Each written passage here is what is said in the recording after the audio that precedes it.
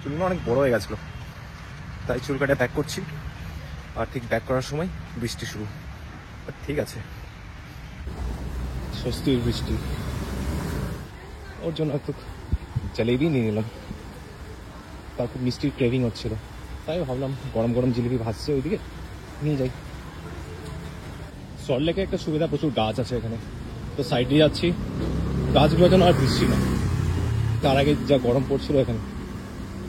Recently last 2 দিন ধরে একটু মডারেট টেম্পারেচার। জিলিপি দেখে বাবুর রিয়াকশন কি হয় দেখবো, এটাই। অলমোস্ট পৌঁছে গেছি, চলুন আমরা যাই তাহলে স্ফূর্তির কাছে। হাই, চলে আসো। চলে আসো। কি এনেছি তোমার জন্য? কি এনেছো? ডিম। ডিম? এটা ডিম আনতে বলছি। এটা দেখো কি,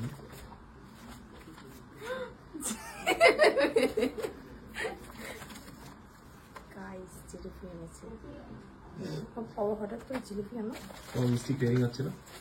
ওয়াও, চলো আমি স্নান করি, এখন ভিজে গেছি। ঠিক আছে। গাইস জিলিপি খাবা তোমরা? ভালো, দারুণ। চিয়ার্স। চিয়ার্স। খাইয়ে দাও একটু।